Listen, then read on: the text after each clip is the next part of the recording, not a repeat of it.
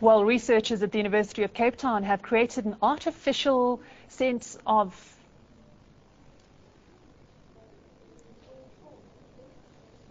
Researchers at the University of Cape Town, apologies for that, have created an artificial sense of touch in the form of a glove, with the hopes that this could benefit leprosy patients. The glove is currently being tested at the Leprosy Mission Hospital in New Delhi in India.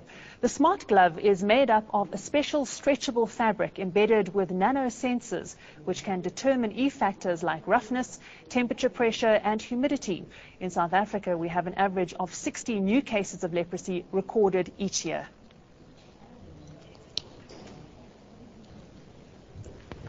Earlier, I spoke to Dr. Sudesh Sivarasu from the Biomedical Engineering Faculty at the University of Cape Town. Please note that some of the visuals may affect sensitive viewers. Let's take a look. Well, joining me on Skype is Dr. Sudesh Sivarasu from the Biomedical Engineering Faculty at the University of Cape Town. Doctor, thanks so much for joining us. Thank you. Doctor, how did the idea to develop this glove come about? Incidentally, once I was watching a person, a leprosy patient, drinking coffee. In India there is a tradition that we don't use ceramic mugs. We use stainless steel jugs or tumblers for holding and drinking coffee. So I saw this person holding a hot cup of coffee in his hand. And whenever we tend to hold hot objects in our hand, we'll keep moving our fingers up and down so that the temperature doesn't concentrate on our fingers. But this person was a leprosy patient, and he didn't feel that the coffee tumbler was too hot, but he in the same way. And I was just seeing his hand getting burned. Then that was the time when I realized that something should be done about this, and there should be something to alert the patient, because the leprosy patient doesn't have the sense of anything that we feel. That's where the idea of creating a mask, creating a glove which could actually mask the entire senses of your hand, and alert the patient what needs to be done, and prevent them from injuring. Well, doctor, one doesn't hear that often about leprosy these days. How widespread is it? Are there still people having to battle with this? Yes, it is. It is kind of a myth that leprosy is eradicated. Unfortunately, it is on the rise. Like India, Brazil, and in South African, in the African context, Nigeria, and in the sub-Saharan Africa, we have Mozambique, and also South Africa has about 50 to 70 new cases every year. And what has happened in the past is specialized leprosy clinics have been closed, and all the patients with leprosy are being treated in the dermatology departments. So incidentally, there were two new cases, leprosy cases identified in Ireland, which was considered to be a zero zone for leprosy. So two new cases in Ireland is a eye opener, but it is on the rise. Doctor, can you explain to us exactly what leprosy is for some of our viewers, perhaps who aren't familiar with it? Mm-hmm. Leprosy is a skin disease, infectious skin disease, but naturally 90% of us are immune to it, and we don't get affected by it. But for the remaining 5%, once they get affected, the parts of the body, including fingers, digits, extremities of the body, eyes, nose, get affected, and they lose sensitivity in these parts of the body. And eventually what happens is, once the sensory loss comes in, the patient, by doing his day-to-day activity, injures their extremities of the body, and thereby becomes disabled eventually. So even though the disease causes only the sensory loss, it is the patient who actually gets into the disability zone by their inability to control their senses, or to know their senses, basically. And from biomedical engineering, what we are trying to do is we are trying to create this sense of touch. See, it is if it is vision, vision is quite a large area that is being researched upon. Hearing is quite a large area that is being researched upon. But about touch, it is such an underrated sense. You can't define how you feel. It is such a complex phenomenon. It is a personal experience, how you feel. When you touch something, how you feel is completely a personal experience. And what causes that is a complex sensory system in your hands, which has a multiple layers, which is connected to the sensory system, which eventually feels pressure, temperature, and sequences of pressure to identify vibration and a lot of other things. For example, humidity. Your finger gets wet when you lie, or when you in the hot temperature. That's for temperature modification of your body.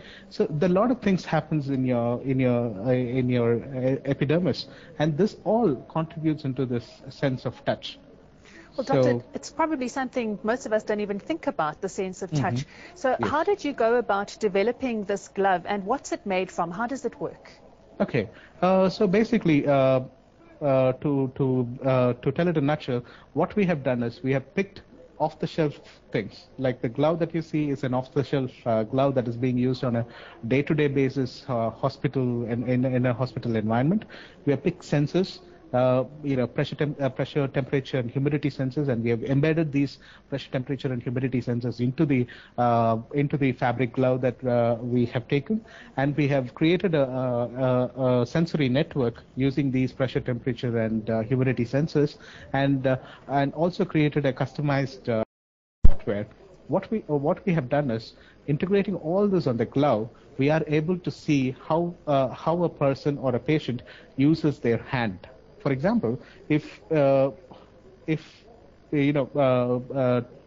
patient uses the hand for cooking, let's say take that as an example.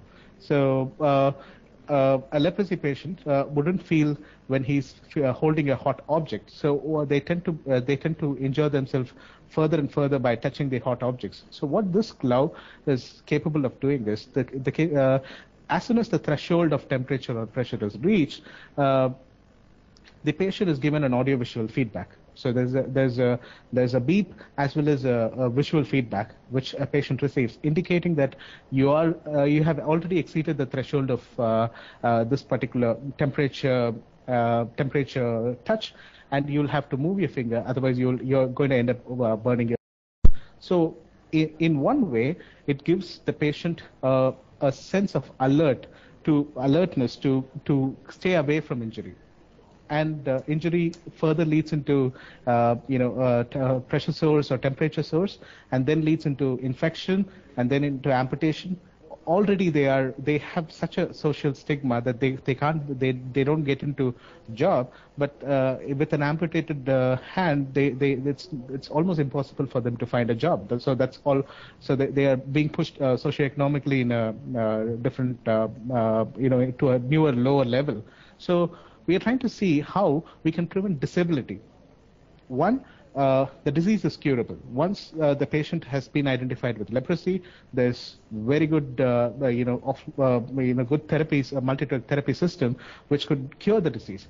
But the sensory loss that has happened because of the disease is irreversible.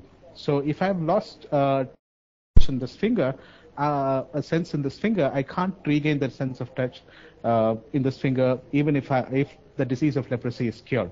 So that is where this glove come into play.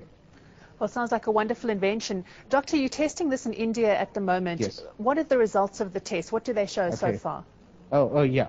We are testing this in association with the Leprosy Mission New Delhi in India, and we have tested it over 100 patients now, and the results have been phenomenal. We have been able to save digits. That's what we call. We have been able to save digits of leprosy patients. One, we have been successfully using this in preventative care.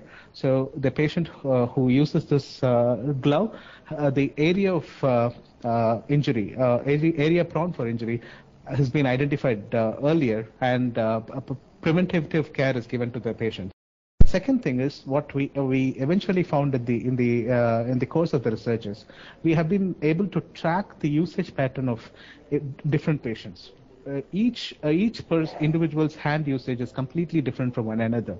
So the hand biomechanics of mine will be completely different than yours. So the way in which we use the hand is going to make a very big difference in which you write, in which you drive your car, in which you cook your food, and if you go to lower income settings, in which you're going to chop the wood, etc., etc. And that individual characteristics of the hand is being, we were able to identify and then give them a preventative care through this smart glove. Well, it sounds like a remarkable invention, and we wish you all the very best with it. That was Dr. Sudesh Sivarasu from the Biomedical Engineering Faculty at the University of Cape Town. Thank you so much for joining us. All we have time for tonight. Thank you so much for joining us. We will be back again tomorrow night, of course, same time, same place, from myself and the ANN7 Prime team. Good night.